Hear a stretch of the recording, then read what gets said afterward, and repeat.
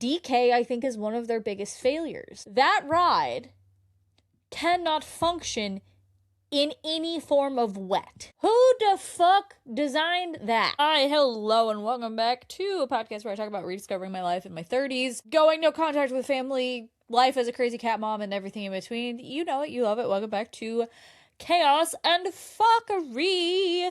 I also have a guest, so if you see me scratching something, this is her. She's got her ears pinned because I'm picking her up, and she was very comfy. But Miss Gizzy is here with me today, so if you see my arms just randomly moving, that's why. I have a big chungus with me in my lap. And today, we're going to talk about something she hates. Because usually when I go to these things, I leave her at home. And she's a big mama's girl, as are my other cats. But today, I want to talk about theme parks. We're getting into this time of year where people start speculating about Halloween Horror Nights. It is spring break season, so a lot of people are here. It is Flower and Garden at Disney, my personal favorite food festival. Food and Wine is out. Flower and Garden is the winning food festival for food. I really do love Festival of the Arts for the ambiance. I love looking at all the art. I love talking to artists. I love seeing artists paint live. I love that aspect of Festival of the Arts, but A, that festival is way too short. Way too short. And B, the food is kind of meh at Festival of the Arts. It is not my favorite thing at all in any way, shape, or form. It's a lot of dessert. Let's be real. That festival is a lot of dessert, not a lot of real food. It's gotten better. I did go twice this year, and I got some really yummy dishes. The General Tso's shumai is delicious. God, that was so good. It's been there the last 2 years, and it is one of my favorite dishes I think I've ever had. So there are some good food options at that festival, but when it comes to food, length, ambiance, Flower and Garden dominates. It's also not as busy as Food and Wine because it's not as well known. I also love all the pretty flowers and the butterfly garden and the topiaries. I love seeing the new ones they put out every year. Last year was Groot with the cassette tape. He was my favorite little boy. So Flower and Garden is going on right now. I haven't been yet, but I will probably here in a week or two. I might because of how long this festival is, I may just let my spin wheel that I am going to be utilizing here in the next few weeks decide when I go to Flower and Garden, because I will work from Flower and Garden one day. So Disney's got a lot going on right now. Flower and Garden just started this week. That is a pretty standard food festival. I mean, it happens every year now. That's nothing really new. Spike, the Bee, Orange Bird, all of the flavors of summer and spring brought together in a food festival. That's Epcot. That is what Epcot does best. That is what goes on at Epcot this time of year. Pretty much. There's not much else to really say about that. However, the other Disney parks are a disaster. I very rarely go over to the other Disney parks, but because I just recently had family here, those parks, on no planet should you be doing Epcot transformation level construction at 3 of your 4 parks at the same time. I get it. Disney needs to catch up with Epic. Disney needs to catch up with their park construction that they've been pushing off for years because they are slow to design, slow to build, because Tron took a fucking century and a half to build. I get it. They need to catch up. But doing all of this construction at the same time and taking down so many beloved rides at the same time was bad for business, in my opinion. Now, the parks aren't slowing down, and I am not running Disney. I don't look at the numbers. I just mean from the general guest experience, what you're experiencing at the parks right now and will experience for probably the next year or 2 years because of all the construction at all the parks is a problem. Right now, you've got Big Thunder Mountain with an unknown release date. It is down at Magic Kingdom. You have Haunted Mansion behind a scrim that looks nothing like Haunted Mansion because of all the construction for villains and cars. You've got, obviously, the disgusting amount of construction for villains and cars that is very obvious in Frontierland at Magic Kingdom that just makes navigating Magic Kingdom not fun. So that's Magic Kingdom. And that would be fine if it was only that park like it used to be when it was just Epcot that was pretty much completely unnavigable. But now you've also got Hollywood that has all of Muppet Courtyard down. And I don't hang on to the nostalgia of Muppets like some people do, to the point that I'm mad about what they're turning Muppet Courtyard into. I'm actually really excited for the door ride to have maybe a more thrilling Guardians of the Galaxy more fun rides that as an adult that I can enjoy at Disney. Might give me a reason to go back to Hollywood every now and again for something other than Oga's Cantina.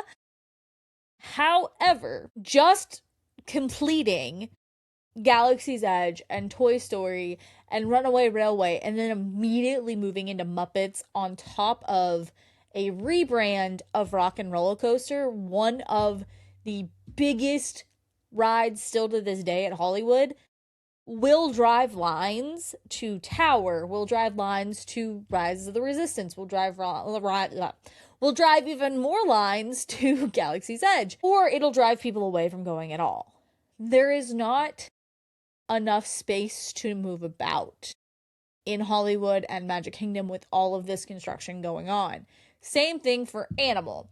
You took down Dinosaur, which wasn't the ride in Animal Kingdom that got all the wait times, but the area where Dinoland USA was a pretty significant area to go tuck into and hang out at Animal Kingdom if you wanted to escape the crowds of Pandora. And now you've got that being turned into Coco, I think, is what's going in that area. I know they plan on doing more Indiana Jones, but also there was a big flop in the form of taking A Bug's Life to Zootopia. I have heard nothing but bad things about the Zootopia transformation, and I don't think they did enough to really justify taking it away from Bug's Life. I think Bug's Life, while it is an older show and probably could use some upgrades to the animatronics and things like that, was a well-beloved show that people would still willingly do it as long as they weren't traumatized by the grasshoppers as a child. That show definitely could have been, traumatizing.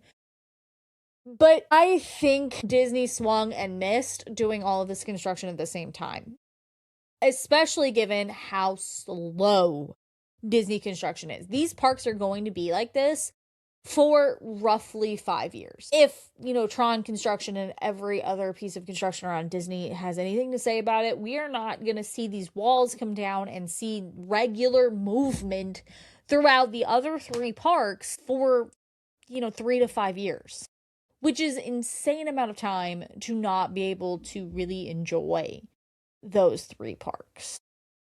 Specifically Hollywood and Magic. I don't feel like Animal is as high of a hitter that people are going to care as much, but Magic is going to cause guests to complain the way it is right now. And Hollywood as well, because it does have some of the most popular areas already. Having more construction in Hollywood is going to frustrate people. There's no ands, ifs, or buts about it. It is going to frustrate people, and because it's not just Muppet Courtyard, it's the whole animation alley too that's under construction there. It's not fun to move around in. You're basically stuck in Galaxy's Edge or Toy Story Land, and that's it. And those are 2 of the biggest, most populated areas in all of Hollywood that makes it really not fun to go to Hollywood anymore, especially with Rock and Roller Coaster down. So I think Disney's got some growing pains going on right now. And while I typically don't go anywhere other than Epcot, I feel for the families that are spending thousands upon thousands of dollars for their Disney vacation only to see, 3 of the 4 parks completely under construction with nothing but construction cranes and loud noises going on throughout the day. Because these aren't just overnight construction efforts. They are legitimately all day, every day construction efforts. I, as an annual pass holder, don't really care that much. I can choose not to go to those parks. I can choose to ignore Magic Kingdom in the middle of the summer. These families that are coming here with their kids for the first time, spending thousands of dollars are not. And making it so that 3 of your 4 parks are absolutely uninhabitable most days was not a smart decision on Disney's part. It just wasn't. And I'm not a Disney hater. I go to Disney a lot. I'm not a Disney hater. But they made a bad decision on this one. I'm looking forward to the transformations, but doing them all at the same time was a bad life decision. They just were. They could have stalled and spread them out a little bit more. They could have waited until Big Thunder opened to take down Rockin'. They could have, there's so many better strategic methods to handling it. They could have done one park at a time. They could have not taken down multiple areas in the same park at the same time. Like, there's so many other things they could have done to make it less of a hassle on guests. But I don't think they cared. Honestly, I don't. I genuinely, and now they're talking about villains being delayed because the new CEO wants it to be bigger and better and maybe its own park and blah, blah, blah. Disney, get your shit together. Like, they had the dominance over Universal for so many years that I think they're resting on their laurels now. They just assume, because it's 2 different demographics, that people will always start to come back to Disney. But the thing is with Universal opening Epic and Minions Land and some of the newer, more kiddie-friendly areas like DreamWorks, Universal is slowly starting to gain an edge. They're not there yet. I think Epic was a big jump. And as the kinks at Epic start to get worked out, you're gonna see people demanding more of Disney. You're already starting to see it with Epic, and Disney's not registering the way guests are treated, and even annual pass holders. The annual pass holder experience between Universal and Disney is completely different. And it's not a cost thing. It's how they treat their annual pass holders. I still have to do reservations at Disney and plan my day as an annual pass holder to go to Disney most days. I have to understand, are we going to go to this park first or this park first so that I check in and whatever. Universal, I haven't had to do, well, I don't think I had to do reservations ever. I don't think we had to do reservations at Universal. We just showed up. There were certain rides and things you had to do reservations for, but they never blocked out our park hopping. They never blocked, Universal pretty much returned to normal within the first year after COVID and upped their game for pass holders. Whereas I cannot say the same for Disney. Disney made things worse, I think, personally speaking. But I also can't ignore some of the issues Universal's had in recent months. A lot of people are going to talk about, Stardust Racers. You're talking about Stardust Racers when you say some of the issues Universal's had. I'm not talking about Stardust Racers. I have ridden that ride multiple times in one day. I think 8 times the last time I was there when it was open. I'm not talking about Stardust Racers. I think, it is possible that this extended maintenance Stardust Racers is under right now is a little, I wouldn't say suspicious. I would say the ride wasn't built to withstand Florida weather, and that might be what they're seeing right now with it and the extended maintenance. But the ride has technically been open for a year, and every ride has to go through yearly maintenance. That's just what's going on right now. It might be a little bit more extensive than it should be for a year, but we also had a lot of rough weather and not normal conditions with weather within the last year of that park being open. I'm not really concerned with Stardust. However, I do think if Stardust is going to be closed, extended, in extension, like it is right now, the park tickets, specifically, annual pass holders paying for single days, I'm an annual pass holder. I'm going to throw a bone to annual pass holders, right? But just in general, the day tickets, if you're buying them last minute or whatever, should be cheaper than they are with such a major attraction at Epic being closed. I get it that they're priced more so on seasons than capacity. However, I shouldn't be paying the same amount that I did in December during Christmas time when everything was open for my single day ticket as I did right now with Stardust closed, an hour early park closing, because when I went in December, it was 10 to 10, and this last trip that I did was 10 to 9.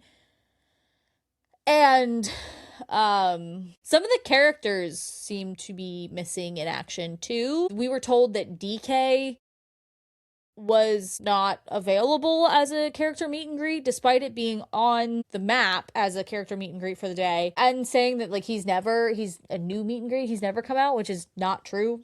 I've definitely seen DK come out and meet and greet with people. So some of that, because I think a lot of Epic's draw is the interactions. The interactions with the worlds around you in the portals, the interactions with the characters in those portals. I have met Igor a few times. I think I've met 3 different Igors. And throughout a day at Epic, I've met at least 2 different Igors on 2 different trips. So those interactions are something I really love about Epic that you don't get so much at any of the other parks nowadays. And it's something that Epic thrives on.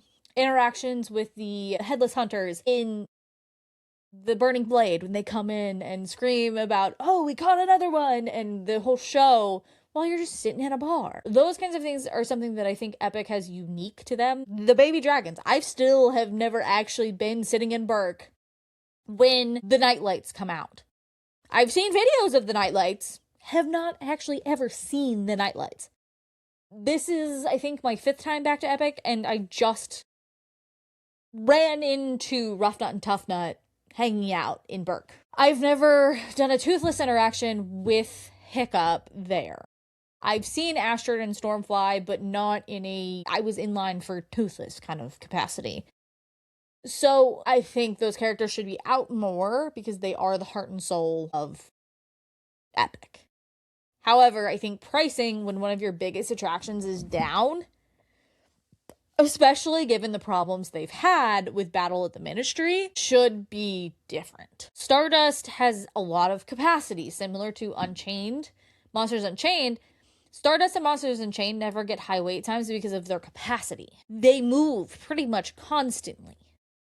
So not having Stardust available throws a lot of wait time in some of these other rides. And with the park still being new, they're still expanding new rides. There's still, there's a lot of rides for it being a brand new park. It is not enough for the capacity that is going through the park to also have Stardust down and to have some of your major interaction points not constantly being available. I love Epic. I will keep spending single day tickets whenever I want to go to Epic until they give me an annual pass.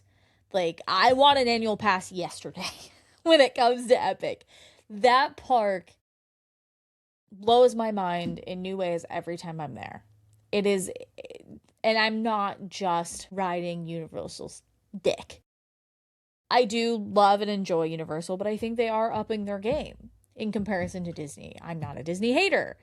I own annual passes to both and go to both regularly. I genuinely just think Epic is a new type of park.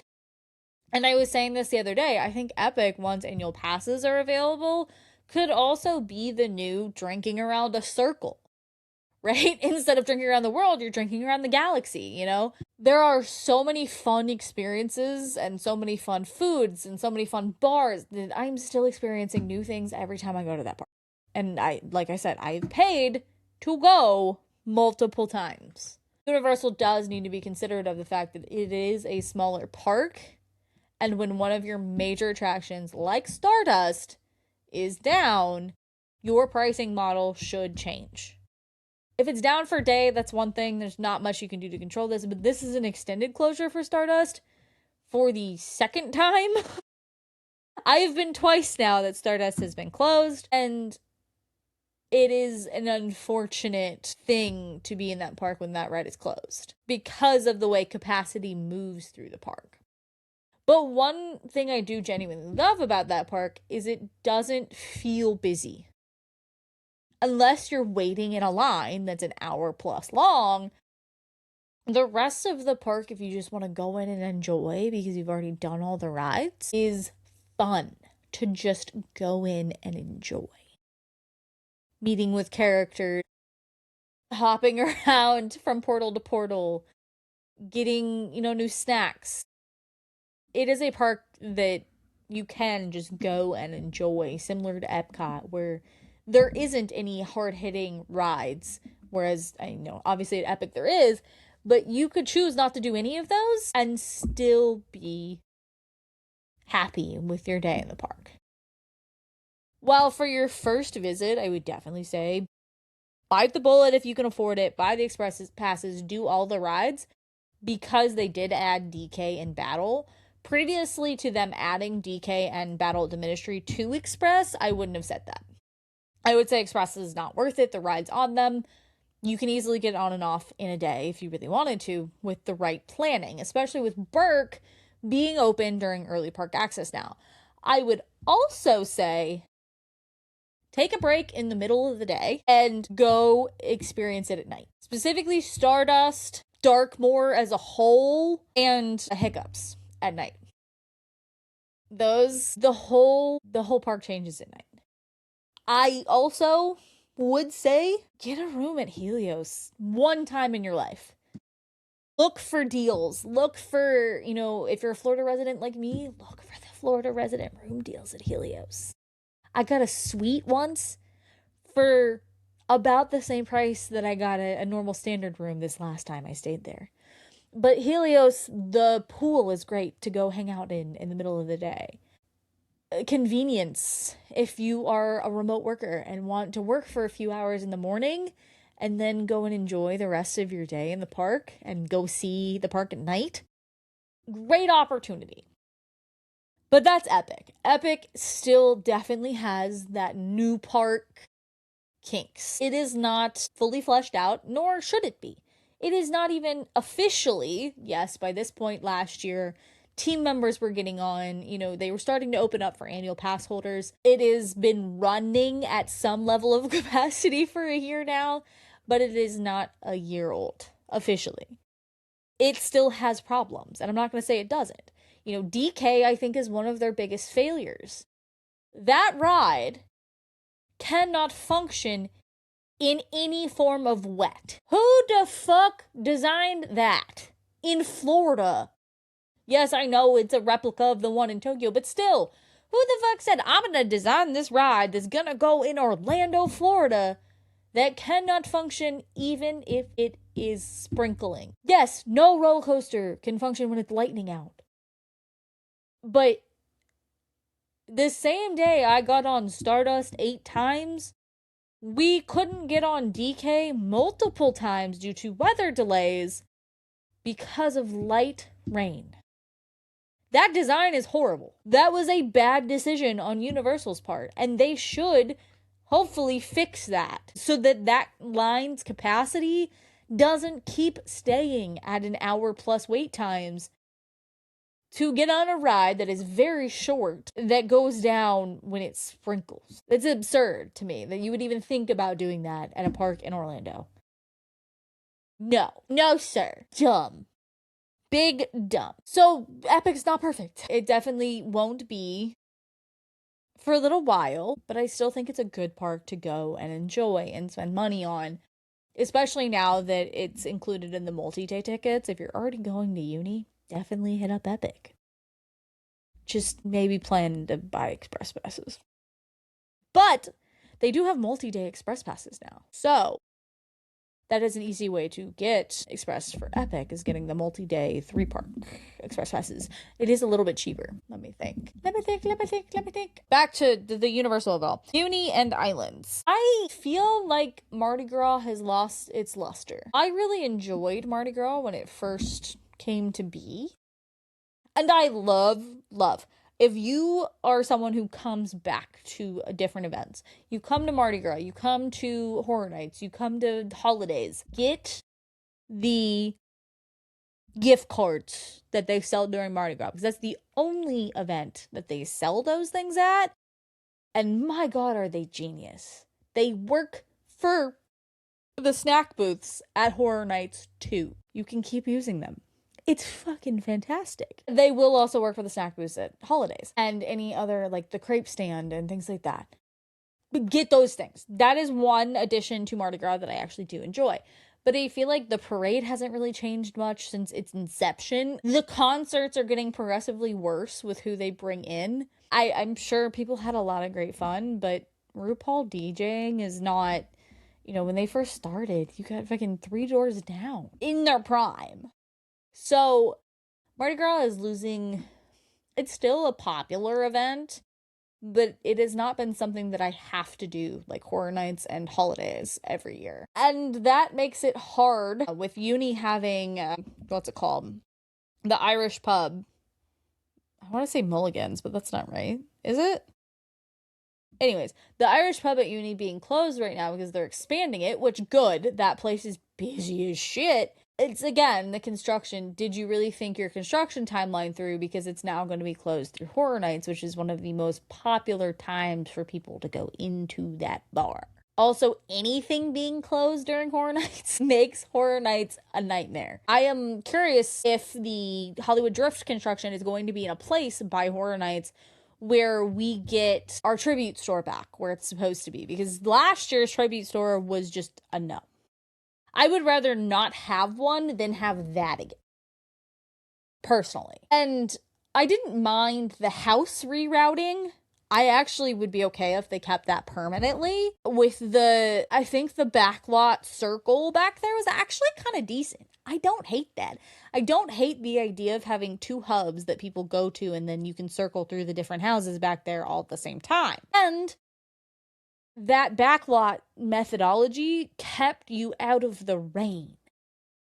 Which, thumbs up so that you don't get caught in hurricane rain at Horror Nights. Anything to keep you out of having to swim through the park, because that park floods like crazy, I give a thumbs up to. I do. Islands, there are so many things I could say about islands. I think it is time that we retire Toon Lagoon. I haven't heard any rumors about it, but I think if they're going to completely redo any area, Toon Lagoon and Lost Continent are your 2 biggest. Obviously, we know Lost Continent. We know Lost Continent is going. We know this. We don't know what it's getting replaced with yet. I like Zelda as an idea, but I could also see them expanding and leveraging the popularity of Berk, because you have Berk and New Berk. You could put New Berk in Lost Continent. I could see, and I've said this before, and people can disagree with me all they want, I think what uni is likely to do is Nintendo and Berk are going to get the Potter treatment. They are going to get the I have a world in every park treatment. Specifically Nintendo. I think we have a pretty good feeling that Pokemon is coming to Orlando. Now that we know that it is officially going to Universal Tokyo, eventually we will get Pokemon here. Where we get Pokemon, that is up in the air. At one point, it was rumored that Pokemon was going to go where DreamWorks ended up being. Obviously, that didn't happen. So now the next rumor, naturally, is Pokemon is going where Simpsons is when the Simpsons contract expires. I think we get Pokemon a lot sooner than when the Simpson contract expires. I also don't know that area. I foresee there being an expansion past MIB into Fear Factor, and that becomes a new area. Simpsons through MIB and over to Fear Factor, meeting up with London. That becomes your new area, whatever it may be. I don't see MIB being a lasting property, especially where it's only one ride and no one really cares about that franchise anymore. I mean, obviously every fandom has fans, right? But it's not a draw to new generations. And I don't foresee them letting the Fear Factor stage just sit there and age purely for Horror Nights every year. So that's what I kind of see happening when they do eventually do something with that Simpsons area, because it will happen. All right, we're not going to have Simpsons in the parks forever. That is something that is going to disappear. But I think it's going to get expanded upon, where you have all of Krusty Land and MIB and the Fear Factor stage in whatever this new area is going to be. I could see it being Nintendo for sure, but I don't know that Pokemon could take up a space that big. I just don't know what you're going to do. We'll have to see what they do with Pokemon in Tokyo to see, maybe we get Life of Pets where MIB is, because we still don't have that ride. And it has a very similar ride, building, if you will, for Life of Pets. I would think we would get Life of Pets more upfront, like as a replacement for Fallon, but maybe they just expand. The one thing about Hollywood Drift that bothers me is now that we know that it's Hollywood Drift is it doesn't fit. Minions has expanded past that area, and Hollywood Drift never. Why? Why would you put it there? We also don't know what we're going to look at for an expansion for where Fast and Furious is now. There's a lot of rumors that we might get an expansion of Potter and get a night bus ride. I'd love to see a stage come back, a la the Beetlejuice stage that was there before. Whatever goes there, I would like it to be completely redone. Not just a party bus overlay, you know? And I fear if we get wind of it actually being a night bus expansion, that's exactly what it's gonna be. It's gonna be the same ride of junk trash, but the night bus instead. And whatever goes there has to blend into London. And that's the problem, is you couldn't do something, I don't even know what else you would put there, other than more Potter. Like, that space is so odd, and you can't keep it down for long because of Horror Nights again. Lots coming to the parks. Lots coming. I think Disney is really dropping the ball. I think Epic needs some TLC already, but it's also expanding. We're gonna get more rides. We already have permits drawn for more Potter. I think there's also permits drawn potentially for more, which everyone's saying is likely a creature ride, which would be cool. Epic's still growing. Epic will continue to grow for a long time before we even start replacing what's there now, right? There is a potential that, when you lose the popularity of one of these portals, which most of these portals have stood the test of time. Burke is really the only one that's a newer generation property that potentially could get replaced in the future. I don't foresee that happening. I don't think they would have done these things if they didn't plan on expanding them. They're already planning on doing things for the Super Nintendo Galaxy movie. We could get more Nintendo properties in other places. Pokemon, Zelda is a rumor. We've definitely got some Zelda merch already, but where they put Zelda, we don't know. We could see, I'm trying to think of other Nintendo exclusive properties, because even Pokemon's not an exclusive. But what I would love to see when we do eventually get Pokemon here is Universal doing something like the Lorcana event that Disney did for Festival of the Arts, where you can do Pokemon TCG stuff, Pokemon Go, Pokemon Pocket, incorporate all of the Pokemon fun. Cards, plushies, characters, guides, obviously, whatever. What? Tell me in the comments below, because this will be my wrap up in this episode. Tell me in the comments below, what do you think a Pokemon ride is gonna be? Because I'm thinking of Pokemon more as of an interactive space. More of the fun picture spot, kind of like Nintendo World is now. There are rides, but no one really cares about the rides in Nintendo. Like, Mario Kart's kind of trash, DK sucks in weather, and Yoshi's just, I want to see the rest of the park lookout ride. What do you see us getting as a Pokemon ride? Maybe a Gyarados coaster? I feel like Pokemon's age is so young, though, that we're not going to get, like, it'll be like a family coaster. Maybe something with Dittos. There are Pikmin in Nintendo. Do you think we'll get something with Pikmin in the future? Tell me what you want to see out of Pokemon and any future Nintendo-specific expansions. I am very curious, because that is the most up-in-the-air expansion. Also, do you agree? Do you think Burke is going to get more than Burke? Are we going to see more How to Train Your Dragon across the rest of the parks? Because I think we are. But what do you think is going in Lost Continent? Other than Zelda, I know the Zelda rumors. I don't think it's Zelda. I think Zelda's going to go in Epic, because Zelda, I don't know. I don't think we're getting... I think Zelda is too big of a property to get an area that small. But yeah, that's my thought on the parks right now. We are officially in Horror Nights rumor season. Rumors are flying, but nothing's gonna get confirmed till this summer at minimum. We're not really gonna hear much. So I can't really talk much about Horror Nights. I just wanted to talk about what's going on in the parks, what I think. I don't think there's anything to worry about with Stardust. I think it's coming back. I think it's just got some maintenance. Welcome to theme park rides. Welcome to bad weather. I don't love Hollywood Drift. I think the ride concept is cool, but I would have rather seen it be something other than Hollywood Drift with the same ride. Do a crazy purple minion thing because you're already in Minions or whatever. But yeah, what do you think for ride concept? What do you think we are going to get for Pokemon? Because I have no idea. We don't have a Dumbo like ride at Epic yet or at Uni in general. Well, they do have the alien ride that could become a Pokemon ride. Anyways, what do you think we're going to get for Pokemon? Where do you think Pokemon is going? Have the arguments in the comments below. Lots of chaos going on in the parks. Lots of fuckery with both companies. But yeah. Welcome to my chaos and fuckery as I continue to explore the parks, the things I enjoy, and life in my phase. And for now, I hope you enjoyed the chaos and go and get into some fuckery.